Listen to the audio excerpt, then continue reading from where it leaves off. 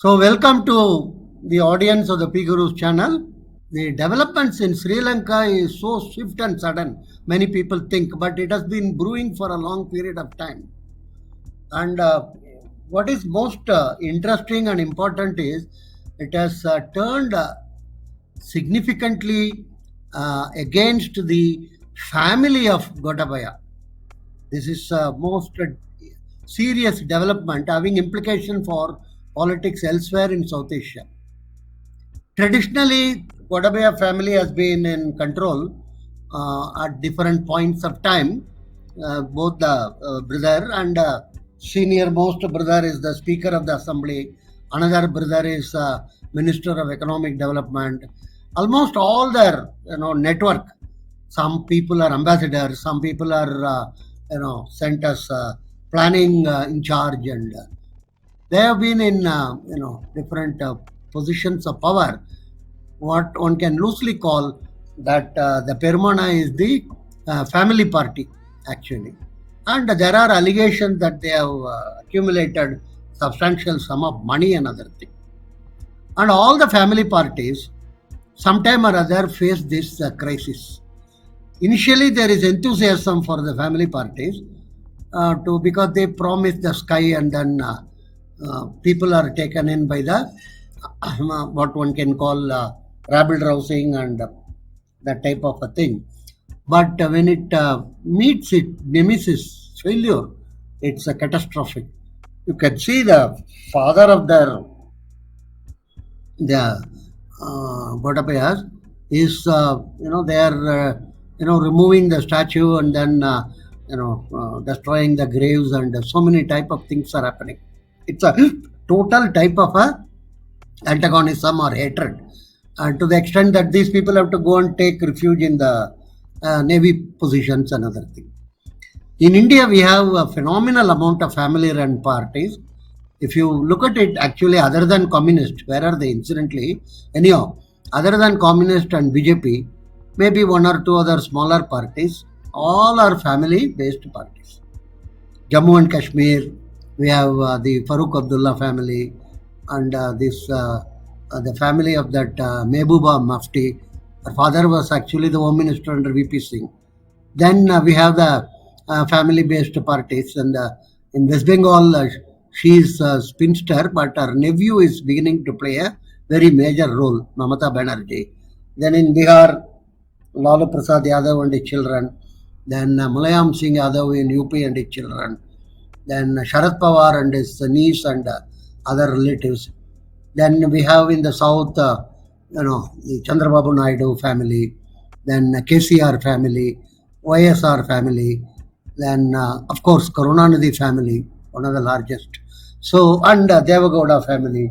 So these family-based parties, I would call them as unlisted private enterprises. Actually, they call themselves political parties also. Primarily, they are focused on either caste or region or that type of an issues. That is what makes them very prominent or popular, and it is perceived they represent some amount of caste interest. Like Devagowda is perceived to be in charge of the Gowda interest. And in Tamil Nadu, these people claim that they are Dravidian stock, whatever it means. These children of Karunanidhi, namely Stalin and his son, who is expected to be made minister very soon. So the family-based parties are in a difficult situation, as it is revealed in Sri Lanka. And when the end comes, it is extremely catastrophic.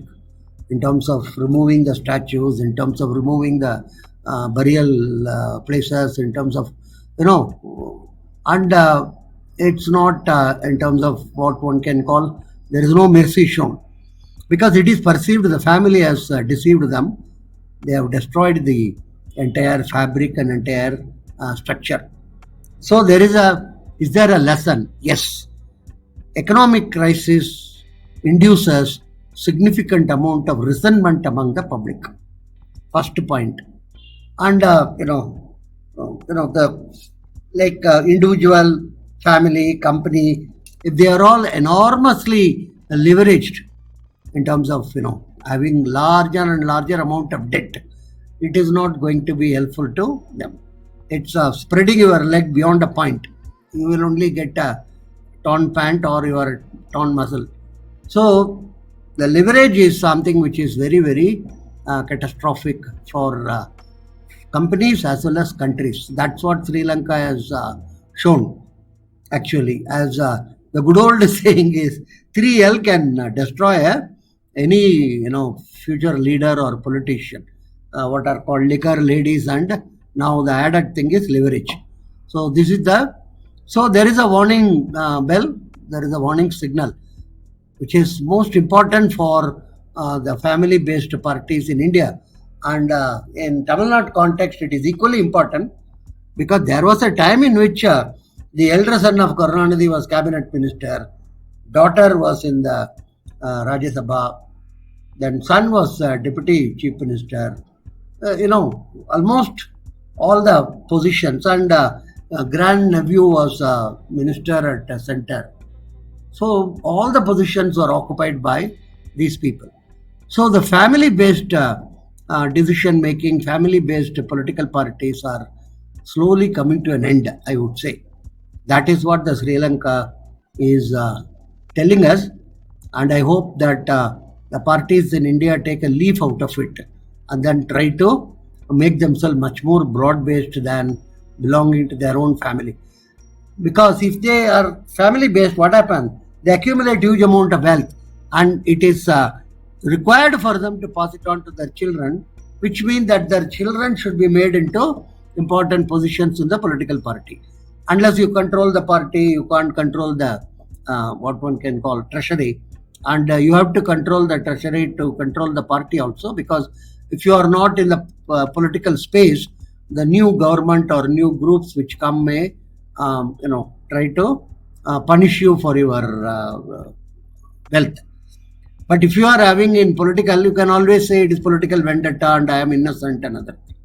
Anyhow, it's required for family-based parties to re-evaluate their situation. Are they doing the correct thing? Will their statues also will be removed? Will their samadhis also will be removed? This is what is something which they should be concerned about, looking at what has happened to Gotabaya. Thank you very much.